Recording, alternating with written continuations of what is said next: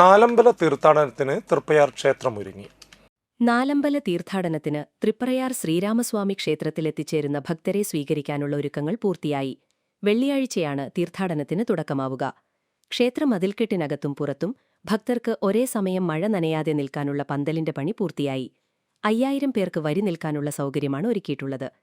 ദർശനം കഴിഞ്ഞ് വടക്കേ നടയിലൂടെ പുറത്തു കടക്കുന്നവർക്ക് ക്യൂ നിൽക്കുന്നവരുടെ വരി മുറിയാതിരിക്കാൻ ഫ്ലൈ ഓവർ സംവിധാനവുമുണ്ട്. ക്യൂവിൽ നിൽക്കുന്ന ഭക്തർക്ക് വഴിപാട് ഷീറ്റാക്കാൻ മൊബൈൽ കൗണ്ടറും കിഴക്കും പടിഞ്ഞാറുള്ള അടപ്പുരയിൽ പ്രത്യേകം കൗണ്ടറും ഉണ്ടാവും. ഇവിടെ നിന്നും സ്പെഷ്യൽ പായസം, അവിൽ എന്നിവ ഷീറ്റാക്കാം.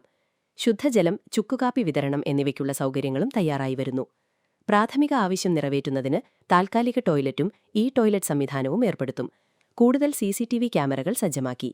ഭക്തജനങ്ങൾക്കായി ഊട്ടുപുരയിൽ അന്നദാനവുമുണ്ടാവുമെന്ന് ദേവസ്വം മാനേജർ KV വിനീത അറിയിച്ചു. കർക്കിടകം രാമായണ മാസം പുണ്യമാസം ആയിട്ടാണല്ലോ നാം ആചരിക്കുന്നത്. കർക്കിടകം 1 മുതൽ ചിങ്ങം 1 കൂടിയുള്ള ദിവസങ്ങളിലാണ് കർക്കിടക മാസാചരണം നടത്തുന്നത്. കടലിൽ നിന്ന് ലഭിച്ചതായ വൈഷ്ണവ ചൈതന്യങ്ങളായ ശ്രീരാമസ്വാമി തൃപ്രയാറും ഭരതസ്വാമി ശ്രീ കൂടൽമാണിക്യം, ലക്ഷ്മണപ്പെരുമാൾ ശ്രീ മൂഴിക്കുളത്തും പായമൽ ശത്രുഘ്ന സ്വാമിയും പ്രതിഷ്ഠിച്ചു എന്നതാണ് ഐതിഹ്യം. കേരളത്തിൽ നിന്ന് മാത്രമല്ല ഇതര സംസ്ഥാനങ്ങളിൽ നിന്നും അനേകം ഭക്തരാണ് തൃപ്രയാർ ശ്രീരാമസ്വാമി ക്ഷേത്രത്തിൽ തൊഴുവാനായി വെളുപ്പിന് 3 മണിക്ക് തന്നെ എത്തിച്ചേരുന്നത്. വരുന്ന ഭക്തർക്കുള്ള എല്ലാവിധ സഹായങ്ങളും ദേവസ്വം ബോർഡും ഇതര വിഭാഗം ആളുകളുമായി ചേർന്ന് ഒരുക്കിയിട്ടുണ്ട്.